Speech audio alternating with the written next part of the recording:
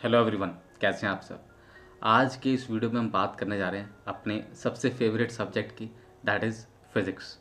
Physics में यार चाहे बहुत सारे बच्चे हैं कुछ अच्छा कर पाते हैं, डेफिनेटली बहुत बच्चे होते हैं जो बहुत बढ़िया कर लेते हैं फिज़िक्स में। लेकिन कुछ बच्चे ऐसे रह जाते हैं, और कुछ, जब मैं बोलता हूँ कुछ बच्चे, तो उस कुछ में बहुत सारे बच्चे आ जाते हैं। तो वो कितना भी कर लें, कोई भी प्लान बना लें, फिज़िक्स हो नहीं पाता है। मतलब 10 दिन किया, फिर क्वेश्चन नहीं हो रहे, थ्योरी पढ़ ली, अभी क्वेश्चंस नहीं हो रहे, है ना। मतलब कोई भी प्लान शुरुआत करें, इम्प्रूवमेंट हो ही नहीं रही सब्जेक्ट में, और सब्जेक्ट वहीं का वहीं खड़ा है ना। एक टीचर से पढ़े, दूसरे से पढ़े, तीसरे से पढ़े, चौथे से पढ़े, फिर वहीं पे हम रुके हुए हैं जहाँ से हम शुरू किए थे। There is absolutely no progress. हमारा सब्जेक्ट में कोई कॉन्फिडेंस नहीं आ रहा। नया क्वेश्चन आता है तो हमारे दिल की धड़कन जो है वो बढ़ जाती है। और मतलब जो कॉन्फिडेंस हमें लेट से केमिस्ट्री में मिलता होगा, जो कॉन्फिडेंस हमें मैथमेटिक्स में मिलता होगा, वो फिजिक्स में कहीं ना कहीं मिस हो जाता है, एंड हमारा ओवरऑल जो स्कोर है वो डेफिनेटली सफ़र करता है। और ये चीज़ ना केवल जेई के एस्पिरेंट, नीट के भी एस्पिरेंट्स फेस करते हैं, राइट। बट आज हम फोकस करेंगे जेई के एस्पिरेंट्स पे, और कि कैसे वो लोग फिजिक्स को सब्जेक्ट को इम्प्रूव कर सकते हैं। आप चाहे किसी भी स्टेज ऑफ प्रेपरेशन में हो, मान लीजिए आप प्रेपरेशन के मिडल में हैं, या प्रेपरेशन के एंड में है, या 3/4 पार्ट में, कहीं पे भी है ना। कोई स्टार्टिंग में तो आपको ऐसा ही लगेगा कि भाई मैं भी फिजिक्स को कर लूँगा, तो ये वीडियो आप उस समय नहीं देख सकते जब आप स्टार्टिंग में हैं। अगर आप लेट से क्लास 11 को स्टार्ट कर रहे हैं, तो तब I think this video will be irrelevant to you, because उस समय हमें लगता है कि हम फिजिक्स को मास्टर कर लेंगे, और कई सारे लोग कर भी पाते। बट जो नहीं कर पाते, ये वीडियो उनके लिए। आइए शुरू करते हैं। देखिए, अगर आपको सब्जेक्ट को मास्टर करना है, ठीक है, तो आपको कुछ एक पर्टिकुलर प्लान के हिसाब से चलना होगा, ठीक है। मैं इसको 3 लैब्स में बनाता हूँ। पहला लैब्स होगा जिसमें आप सब्जेक्ट के डर को ख़त्म करेंगे ना। आपको जो फिज़िक्स से डर लग रहा है, आपको उस फियर को टैकल करना पड़ेगा। दूसरा स्टेप जो होगा, वो आपको सब्जेक्ट के साथ अपना जो प्यार है वो बढ़ाना पड़ेगा। और तीसरा स्टेप जो होगा, ये वो स्टेप होगा जो फाइनली आपको आपके लक्ष्य तक ले जाएगा। ये वो स्टेप है जिस तक हम पहुंचना चाहते हैं। जबकि होता क्या है कि हम ऐसे स्टेप्स में चलते नहीं, हम सीधा इसी पे आ जाते हैं, और फिर इससे हम यहाँ पे इस स्टेप में आते हैं तो हमारा रिवर्स हो जाता है। हम पहले समझते हैं कि हम आईआईटी की तैयारी कर रहे हैं, और जैसे हम उधर करने जाते हैं तो हम सीधा फर्स्ट स्टेप पे आते हैं, और प्यार तो रहता ही नहीं सब्जेक्ट के साथ, केवल सब्जेक्ट का डर रह जाता है ना। तो आइए देखते हैं कि इसको हम कैसे हैंडल कर सकते हैं, है ना। Let's see. बहुत सिंपल प्लान है। आप सबसे पहले तो डिसाइड कर ले आपके पास कितना टाइम बचा है ना। एग्ज़ाम आने में कितना टाइम बचा, एक कंसिडरेबल टाइम होना चाहिए, ठीक है। ऐसा ना हो कि आपके पास कुछ ही दिन बचे हैं, तो फिर तो स्ट्रेटजी कैसे वर्क करेगी ना। थोड़ा सा टाइम तो चाहिए ना, ठीक है। लेट से आप 11 से 12 मूविंग है, या आप मिड 12 में आ गए हैं। मतलब मैं कहूँगा कि अराउंड आपके पास और कुछ नहीं, तो मतलब डिपेंड करता है कि पहले कितना लेवल और आप कितना इंप्रूव करना चाहते हैं, उस बेसिस पे टाइम को देखिएगा ना।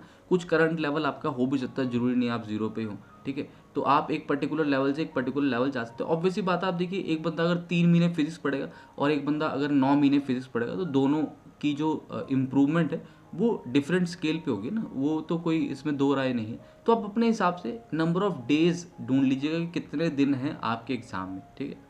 अब उसमें कंसिडरेबल डेज डिस्ट्रीब्यूट कर सकते हैं। मान लीजिए आपके पास एग्जाम में लेट से 50 डेज है ना, मान लीजिए, मैं एग्जाम्पल देता हूँ।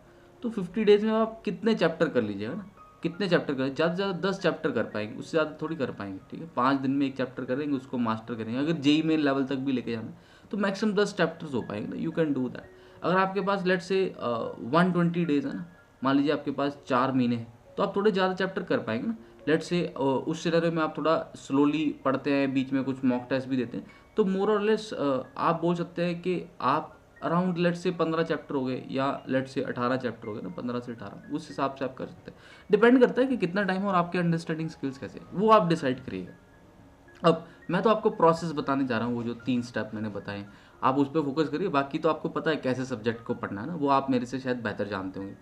आइए देखिए, तो सबसे पहले क्या है, आपको सब्जेक्ट का डर खत्म करना है। और किसी भी चीज़ का डर तभी खत्म होता है जब आप उसको बेसिकली जज करना बंद कर देते हैं ना। जज करने का मतलब क्या है, देखो होता क्या है कि टीचर क्लास में आपको, आप कहीं किसी ना किसी टीचर से पढ़ रहे होंगे ना, यूट्यूब से या किसी कोचिंग में कहीं पे पढ़ रहे होंगे, तो आपको टीचर फिजिक्स के कॉन्सेप्ट करवाता है, उसके बाद वो उसके क्वेश्चन करवाता है क्लास में, जिसको हम क्लास प्रॉब्लम कह देते हैं। अब होता क्या है कि वो घर पे आपको करने के लिए डीपीपी या क्वेश्चन बैंक दे देता है, जिसमें भारी भरकम कई सारी एक्सरसाइज होती हैं, एक्सरसाइज 1 2 3 4 5 6 7 8 9 10, क्या पता कितनी होती है, ठीक है। या फिर कोई आपको वो बुक रेकमेंड कर देता है, बुक में भी वही 300 400 500 क्वेश्चन, क्या पता कितने क्वेश्चन एक किताब। तो जब आप करने लगते हैं तो क्या होता है, आपको मान लीजिए अब टीचर अच्छे अच्छे क्वेश्चन डालेगा भाई डीपीपी में ना, हर बंदा मेरी तरह थोड़ी होता है कि आसान आसान क्वेश्चन डाल दिए, तो वो अच्छे क्वेश्चन डालेगा डेफिनेटली, है ना। और क्योंकि उसको दिखाना है ना अपना कि भाई मेरे को बहुत नॉलेज है, और क्योंकि डीपीपी बाहर जाती है, बाहर जाती है तो दूसरा टीचर देखेगा, दूसरा टीचर डीपीपी, अब दूसरा टीचर क्लास तो लगाता नहीं उसकी, दूसरा टीचर क्या देखेगा, डीपीपी देखेगा, वहाँ से जज करेगा कि इस टीचर का लेवल क्या है। तो वो एक आप टीचर गेम कह सकते हैं, ठीक है।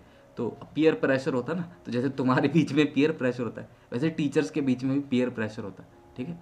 तो अपने वाले में मतलब हमारे में ऐसा कोई नहीं, मतलब मेरे में ऐसा कोई पीयर प्रेशर नहीं है, ठीक है। इसलिए हमारी डीपीपीज तो बहुत इजी रहेंगी मैथ्स के। एनीवेज, तो उसमें क्या है कि जब आप डीपीपी को उठाते हैं तो उसमें आपको बढ़िया बढ़िया जेई लेवल के क्वेश्चन मिलते हैं, जो कि डेफिनेटली आपको करने चाहिए, मैं नहीं कह रहा आउट ऑफ सिलेबस डाल रहे, बट क्या है वो उस स्टेज में गलत है, क्योंकि आपने अभी अभी कॉन्सेप्ट को पढ़ा है, आपके टीचर ने मान लीजिए आपको 3 प्रॉब्लम टाइप करवाई उस कॉन्सेप्ट पे, अब आपको शीट में मान लीजिए वैसी 10 प्रॉब्लम टाइप मिल रही है उसी कॉन्सेप्ट पे, अब 3 तो आपको आती हैं, तो 3 के 3 क्वेश्चन आपने कर दिए, लेकिन जो बाकी के 7 क्वेश्चन है वो आपका दिमाग सोच नहीं पा रहा। अब ओवरऑल आपकी परफॉर्मेंस क्या रहेगी, 3/10 रहेगी, कि 10 क्वेश्चन में से आप 3 ही क्वेश्चन कर पाए, that is a very poor performance. 30%, less than 33% है, 33% पासिंग परसेंटेज होती है बोर्ड में, उससे भी कम है।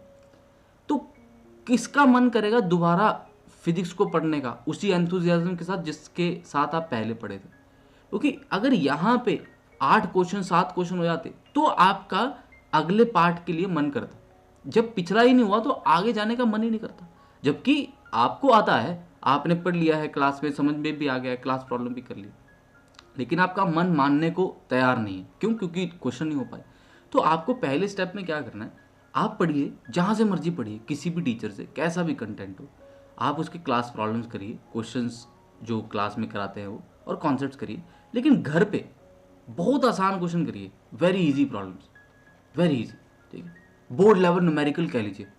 आपका कॉन्फिडेंस बढ़ना चाहिए, हाँ, आपका क्या होना चाहिए, कॉन्फिडेंस बढ़ना चाहिए एकदम, कि आपको अच्छा लगे कि हाँ यार बढ़िया हो गया, मेरे को कॉन्सेप्ट आ गया, ठीक है।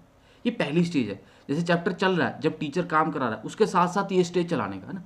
जैसे टीचर ने आपको पहला चैप्टर करवाया, तो पहले चैप्टर के साथ आप केवल घर पे आसान क्वेश्चन कर रहे हैं, आपका केवल फोकस क्या है, क्लास प्रॉब्लम्स को मास्टर करना, उनको मास्टर कर लेना, ठीक है, बहुत आराम से धीरे धीरे धीरे, घर पे टेस्टिंग करनी नहीं खुद की बड़े मुश्किल क्वेश्चन लेके। अब जब टीचर चैप्टर नंबर 2 पे आ जाए, तो चैप्टर नंबर 2 पे भी आप ऐसे करोगे, वेरी इजी करोगे। अब आपको दिन में कुछ टाइम निकाल लेना, लेट से आधा घंटा निकाले, जब ज़्यादा देर नहीं, आधा घंटा निकाले, उसमें थोड़े से हायर लेवल के क्वेश्चन, थोड़े टफ लेवल के क्वेश्चन करने शुरू किए। यहाँ तक अगर आपने इजी इजी किया तो डर अब खत्म हो जाएगा, और अब प्यार बनाने के लिए आपको थोड़े से टफ क्वेश्चन करने, ठीक है, ये थोड़ी देर चलाना, फिर और थोड़े टफ क्वेश्चन करने, और जेई मेन लेवल तक ले जाना है, जहाँ पे जब आप जेई मेन के प्रीवियस ईयर क्वेश्चन करके देखेंगे तो वो आपसे काफ़ी हद तक होने लग जाएंगे।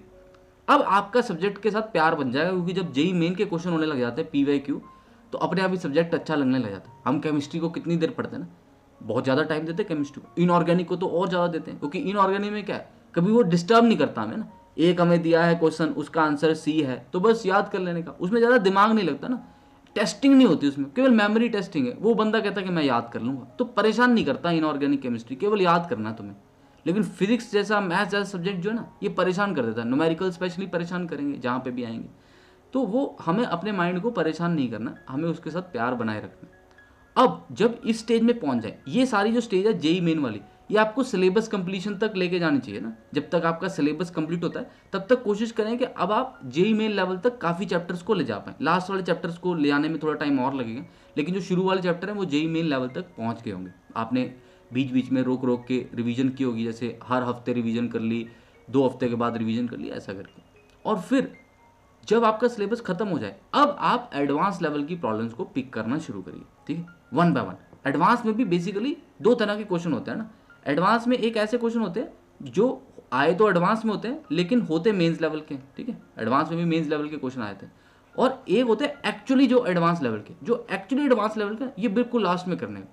जो मेंस लेवल के क्वेश्चन है जो एडवांस में दिख रहे हैं, है ना, तो उनको पहले कर ले। जैसे दो मेंस के क्वेश्चन से एक एडवांस का बन गया तो ये कर सकते हैं। लेकिन अगर एडवांस का प्योर क्वेश्चन है जो कि बहुत हैवी कॉन्सेप्ट पे है, तो उसको अभी के लिए छोड़ देना, वो बिल्कुल लास्ट में करने का। अगर छोड़ भी दोगे तब भी चलेगा, ठीक है, अगर छोड़ भी दोगे ना तब भी चलेगा। आपको तो सारा 100% पेपर थोड़ी करना जे एडवांस का, आपका फिजिक्स अभी जीरो है। तो अगर आप यहाँ तक भी रह जाएंगे कि जे एडवांस में वो क्वेश्चन जो मेन से बन के जोड़ जोड़ के बने वो भी कर ले तो हो गया। एक बेसिकली आपको बहुत धीरे चलना है। अगर आप एकदम से बोलेंगे मैं क्लास प्रॉब्लम करूँ और घर पे आके मैं बड़ी बड़ी किताबें लगा लूँगा ना फिजिक्स की, आपको पता है कौन कौन सी बड़ी किताबें हैं, मैं बड़ा बड़ा कंटेंट लगा लूँ, मुश्किल मुश्किल क्वेश्चन कर लूँ, तो वो नहीं हो पाएगा ना। क्लास में अगर टीचर बहुत हैवी क्वेश्चन ले रहा है जो आपके ऊपर से जा रहा है, इग्नोर कर दो उसको, छोड़ दो उसको, लिख लो वह छोड़ दो।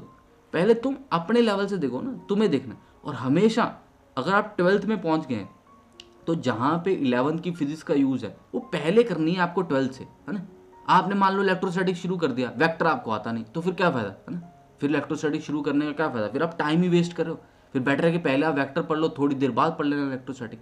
तो you have to make sure कि जो 12th में चैप्टर आ रहा है उसको, जो भी 11th में उसका यूज़ है, और जो 11th आपकी ख़राब हो गई है मान लीजिए, तो वो आप पहले करें ना, उसका मतलब सिस्टमेटिकली चलना। और कहीं पे भी कन्फ्यूजन है अपने टीचर से पूछ लेना कि भाई इस चैप्टर में 11th का क्या क्या यूज़ आएगा। और अगर वो बोले कि सारा ही यूज़ आएगा और तुम्हारा सारा ही रहता है, फिर तुम उस चैप्टर को करने का कोई फ़ायदा नहीं है, क्योंकि तुम फालतू में 2-3 हफ्ते जितनी देर भी वो चैप्टर चलेगा डीमोटिवेट ही होते रहो, क्योंकि समझ तो कुछ आएगा नहीं, है ना। तो always start with the easy one, solve easy question, then raise your level. ऐसे करके सब्जेक्ट को बढ़ाओगे तो सब्जेक्ट का डर खत्म होगा, सब्जेक्ट के साथ प्यार बनेगा और आप अपने आप को आईआईटी की तरफ जाता देखेंगे। I hope this video was useful, है ना। अब जो बच्चे मेरे साथ मैथ्स पढ़ते हैं ना, अनअकैडमी पे पढ़ते हैं ना मैथ्स, तो आप ये मेरी प्रोफाइल पे कुछ कोर्सेज चल रहे हैं। जैसे ये 2024 के लिए, मैं तो मैथ्स पढ़ाता हूँ अनअकैडमी पे, तो ये 2023 के लिए है प्रोबेबिलिटी का कोर्स। इसके अगला कोर्स आने वाला कौन सा, मैट्रिसेस डिटर्मिनेंट का। 2023 का सिलेबस चल रहा है ना। तो अभी एक ही कोर्स हुआ, तो आप मैट्रिसेस डिटर्मिनेंट से डायरेक्ट ज्वाइन कर सकते हैं मेरे साथ, कोई प्रीरिक्विजिट नहीं है। मैथ्स का तो मैं हैंडल कर लूँगा, तुम्हें पता ही है ना। तो 11th और 12th सारा ही करा रहे हैं हम, ठीक है। 11 + 12 अलग अलग कोर्सेज के थ्रू आपको अगले 7 महीने में करा देना। अगर आप अभी भी शुरू करेंगे तो आप समझ लीजिए कि आपको नवंबर, मिड नवंबर तक खत्म हो जाएगा। अगर आप अभी स्टार्ट करते हैं नेक्स्ट वीक से ना, नेक्स्ट वीक से मैट्रिसेस डिटर्मिनेंट स्टार्ट होने वाला, लास्ट वीक ऑफ अप्रैल से। तो अगर आप वहाँ से भी स्टार्ट करेंगे तो तब भी आप कह लीजिए कि मिड नवंबर तक आपके 11th और 12th के सारे चैप्टर एक बार जरूर करा दिए जाएंगे। फिर ये जो 2 कोर्सेज चल रहे हैं ये 2022 के लिए चल रहे हैं। बेसिकली इसमें क्या है, इसमें प्रॉब्लम प्रैक्टिस चल रही है 2022 के लिए। एक कोर्स संजीवनी वाला है वो ख़त्म हो गया है और अगला संजीवनी का पार्ट 2 आ रहा है। संजीवनी बहुत ही प्यारा कोर्स है, इसमें हम बहुत अच्छे अच्छे सवाल करते हैं। और 2023 वाले भी इसको लगाते हैं जिनका 11th हो रखा है ना।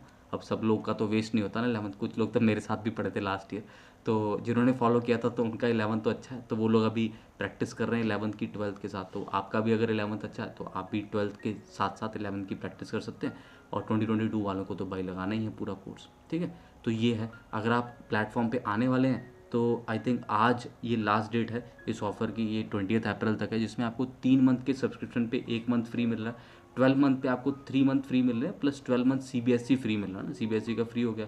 और 24 के साथ 3 मंथ एक्सटेंशन है, प्लस 24 मंथ क्लास 11-12 का सीबीएसई आपको फ्री मिलेगा। आप इसको मेरे रेफरल कोड विनीत लाइव के साथ एक्सेस कर पाएंगे ना। बढ़िया ऑफर्स हैं इनके साथ, आपको कोड के साथ 10% ऑफ तो मिलता ही है भाई, वो तो हमेशा ही मिलता है, ठीक है। तो ऑफ़र का इस्तेमाल करें अगर आप प्लेटफॉर्म पे आ रहे हैं, बट आज के लिए है ना। तो लास्ट डेट है तो यूज़ करिएगा। और रही बात कोर्सेज़ की, तो वो आपको मेरी प्रोफाइल पे मिल जाएंगे, उसको फॉलो करिएगा। फॉलो करने से क्या होता है ना, एक तो मेरा फॉलोअर बढ़ जाते हैं, वो छोटी बात है, फॉलोअर तो बढ़ते रहेंगे। बड़ी बात यह है कि जब आप फॉलो करेंगे तो मेरी कम्युनिटी को ज्वाइन कर पाएंगे ना। वहाँ पे एक कम्युनिटी है, तो कम्युनिटी पे मैं सारी क्लासेस की अपडेट भेजता रहता हूँ। फ्री क्लासेस भी होती है वहाँ पे ना, फ्री स्पेशल क्लासेस बोलते हैं उसको।